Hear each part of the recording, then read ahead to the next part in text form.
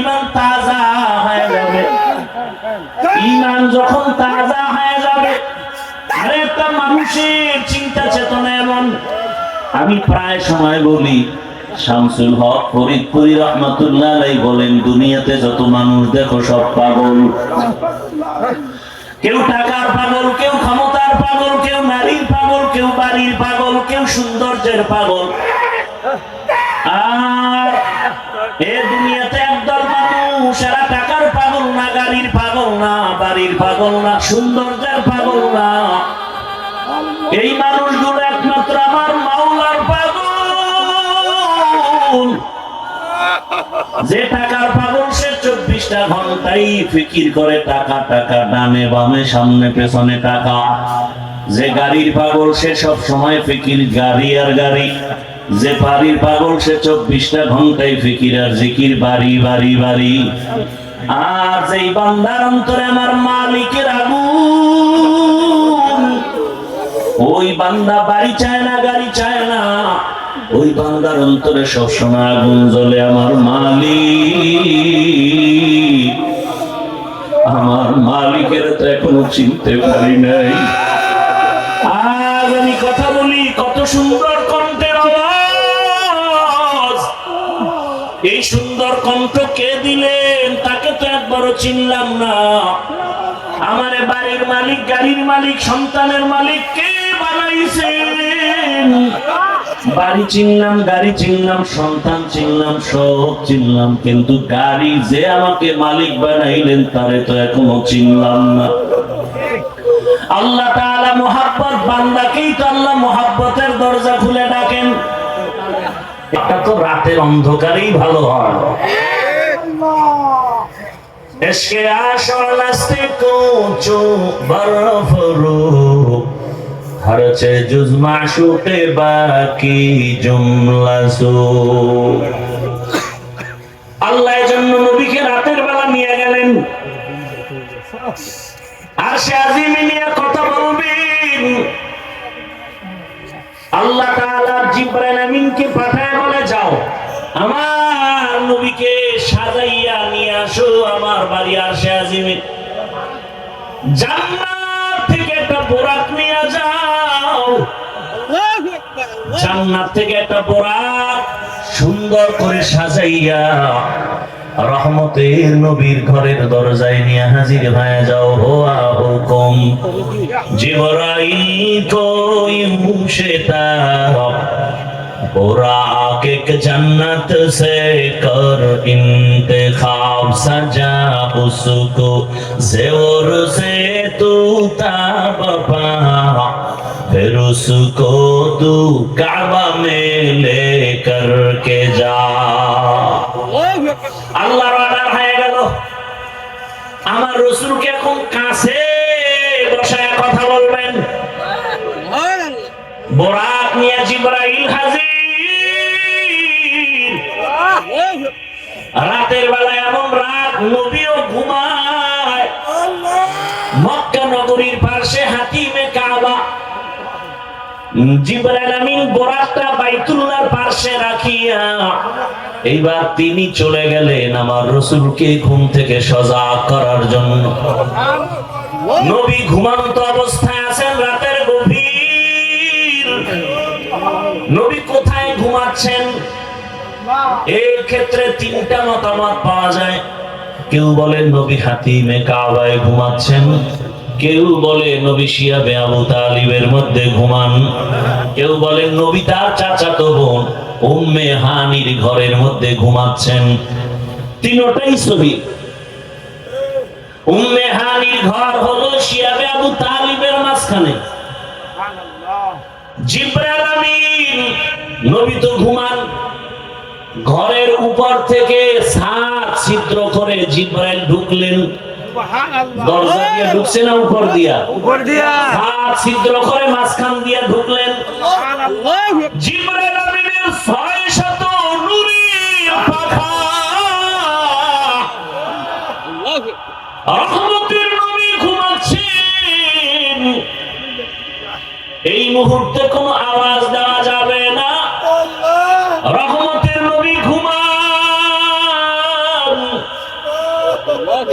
হাত লাগানো যাবে না, মাথায় কোনো টাচ করা যাবে না। জিবরাইল 600 নূরের পাখা এক পাশে রেখে রহমতের নবীর কদম মোবারকের তলায় গিয়ে একটু পাখা লাগায় দিলেন। কেউ বলেন জিব্বা লাগাইছেন। রহমতের নবী সজাগ হয়ে গেলেন, তাকায় দেখে জিবরাইল আমিন সামনে বসা। নবী জিজ্ঞাসা করলেন, ভাই জিবরাইল, এই রাত্রে কেন? আবার তাকায় দেখে উপর থেকে আলো দেখা যায়, ছিদ্র, দরজা আটকানো। বলে আপনি কি দরজা দিয়ে ঢুকেন না? কয় না। কোথার থেকে? বলে ছাদ ছিদ্র করে আসছে। উল্টা পথে কেন? আজকে সব ব্যবহার উল্টাই হবে, সব উল্টা হবে। আপনার জন্য এক মহা সুসংবাদ দিয়ে আসছি। আমার আল্লাহ আপনাকে দাওয়াত দিয়েছেন, এখনই রেডি হবেন, আল্লাহর বাড়িতে যেতে হবে। কেমন মজা! এগুলো বুঝবে কে? বুঝবে কে? তেরা আয়না আলমে রঙ্গ বু হে, তেরা আয়না আলমে রঙ্গ বু হে, जिधर दिखता हो उधर तू ही तू है। আরে আল্লাহর মহব্বতের বান্দারা, সর্বাবস্থার মালিকের পাওয়ার জন্য পাগল পারা হয়ে থাকে। অন্তরের মধ্যে একটা আগুন জ্বলতে থাকে। দুনিয়ায় সব পেলাম, কিন্তু আসল মালিকের যদি না পাই, আমার কোনটাই আর জীবনে সফল হবে না। জিবরাইল আমিন বলেন, নবী রেডি হন, চলতে হবে রবের দরবারে। বোরাক রেডি। নবীকে উঠাইয়া জিবরাইল আমিন চলে গেলেন হাতিমে কাবা। বাইতুল্লাহ দেখছেন যারা, ওই 4 দেয়ালের ঘরের পাশে বুক বরাবর একটা আলাদা দেওয়াল আছে ছোট, এটা হাতিমে কাবা। পুরাটাই ছিল বাইতুল্লাহর ঘর, পুরাটাই। কিন্তু রাসূলের যখন 30 বছর বয়স, ওই বাইতুল্লাহটা ভেঙে নতুন করে উঠাইতে গিয়া টাকা ছিল না। হালাল ভাবে টাকা সবাই ভাগ ভাগ করে দিয়ে দেখে পুরাটা উঠানো যায় না, ওটা বাদ দিয়ে পরে করছে। কিন্তু ওটাও কাবা, কাবার অংশ। বাইতুল্লাহর মধ্যে 2টা দরজা ছিল। কয়টা? এখন একটা আছে আর একটা নাই। ওই বরাবর ওই পাশে আর একটা। রহমতের নবীকে হাতিমে কাবায় নিলেন। ওখানে নবী আরেকটু শুয়ে পড়লেন, আবার উঠাইয়া রহমতের নবীকে ঝমঝম কূপের কিনারায় নিয়েছেন। নবীকে চিৎভাবে শোয়াইলেন। নবীজির সিনা মুবারকটা ছিদ্র করে ফেললেন। রহমতের নবীর বুকটা চিরিয়া ভেতর থেকে কলবটাকে বের করলেন। স্বর্ণের পেয়ালার ভেতরে রাখলেন। জমজমের পানি দিয়া ধুইলেন। নবী বলে, আমি তাকায় তাকায় দেখতেছি, ওখানে জিবরাইল দাঁড়ানো, ওখানে মিকাইল দাঁড়ানো, আমার ডানে 70,000 রহমতের ফেরেশতা দাঁড়ানো, আমার বামে 70,000 রহমতের ফেরেশতা দাঁড়ানো, সামনে রহমতের 70,000 ফেরেশতা দাঁড়ানো, পেছনে 70,000 রহমতের ফেরেশতা দাঁড়ানো। আমি দেখতেছি আমার বুকটা চিরিয়া কলবটাকে বের করে স্বর্ণের পেয়ালায় রাখলেন, আর জমজমের পানি দিয়ে আবার কলবটাকে ধুইলে, এরপরে আবার ভেতরে দিয়া আবার হালকা চাপ দিলে আবার ভালো হয়ে গেল। আমার সেলাই লাগলো না, রক্ত গেল না, ব্যথাও পেলাম না। জিবরাইল কয়, জমজম পানি দিয়ে আমার ওযু বানাইয়া না,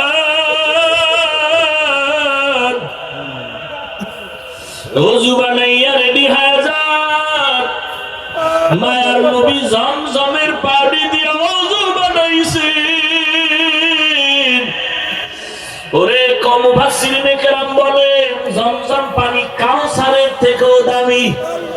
সাহাবায়ে কেরাম প্রশ্ন করলেন, ইয়া রাসূলুল্লাহ, জমজমের কূপের থেকে crore crore million trillion billion পানি হাজিরা নিয়ে যায়, কিন্তু সেই থেকে আজ পর্যন্ত একটু পানি কমেও না বাড়েও না। এই পানিটার তলা রহমতের নবী বলেন জমজম কূপের তলা হলো হাউজে কাউসারের সাথে লাগানো। জমজম কূপের পানি পান করলে এতটা লাভ, মানুষের পানি পান করলে পিপাসা নিবারণ হয়, ক্ষুধা নিবারণ হয় না। জমজম পানিটা পান করলে ক্ষুধা নিবারণ হয়, পিপাসাও নিবারণ হয়। এজন্য কেউ যদি জমজমের পানি পান করে, নবী বলেন তুমি এই দোয়া পড়ে পান করো, আল্লাহুম্মা ইন্না নাসআলুকা ইলমান নাফিআ ওয়া রিজকান ওয়াসিআ ওয়া শিফাআন মিন কুল্লি দা। জমজমের পানি পান করো, রোগের ঔষধ। বান্দা তোমার শেফা আল্লাহ দান করবেন, এত পাওয়ার ওয়ালা পানি। নবী বলেন ওযু করলাম, এরপরে 2 রাকাত নামাজ আদায় করলাম, মেরাজ সফর শুরু হবে।